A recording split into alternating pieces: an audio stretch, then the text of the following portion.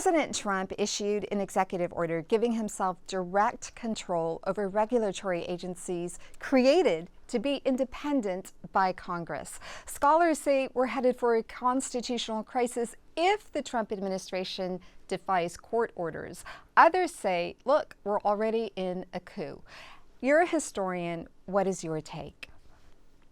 Oh, I think we're already in a coup, with the very simple explanation that the way our Constitution was written, the first article in that Constitution firmly establishes that it is Congress that has the power to make laws, not the executive branch, not the judiciary, but Congress.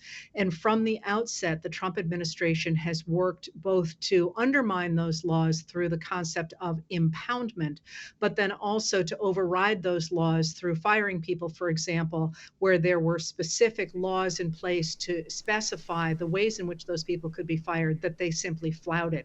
So the attempt to destroy the congressional authority over lawmaking, and now the threat to ignore the judiciary as well, amounts to an existing constitutional crisis and the attempt to take over our nation with one strong man. I've spoken to local voters, Republicans and Democrats, who are pro-choice. They care about the climate, they want better health care, and they want to preserve democracy. How do they reclaim the middle?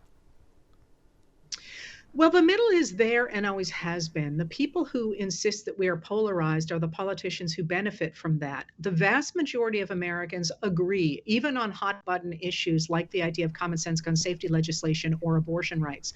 The trick is to make sure that people understand that we're here, we have agency, and we need to step up and speak up to reclaim that middle, that democracy, because there are a whole heck of a lot more of us who feel that way, whether they vote Republican or Independent or Democrat, than people who want to replace that system with the sorts of authoritarianism that the far right is now embracing, not only here in America, but also around the world.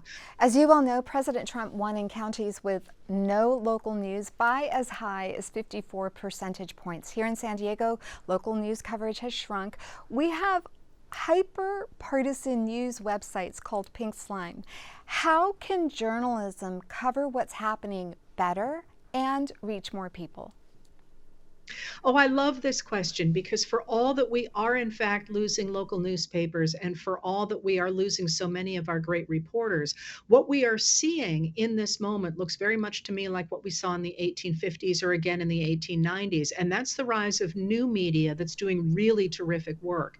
We don't pay a lot of attention to that. It's very important. Think of all the independent media outlets that we now see in places like Substack, but also around small communities around the country. So one of the things we can do is make sure we have local news, and that doesn't necessarily mean on paper. It could mean podcasts. It could mean people posting on Substack or on Facebook or on other forms of social media. It could be the idea of videos on Instagram, for example, or YouTube.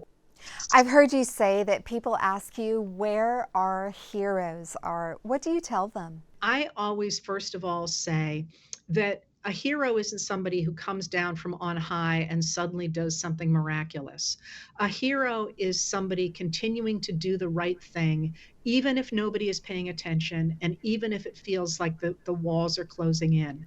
So when I think about heroes, I see them everywhere. The heroes are us. We're the people who get up in the morning and go to work even though we don't want to, and put food on the table in front of the kids, and remember on the way out the door that, oh, we forgot to take in the car.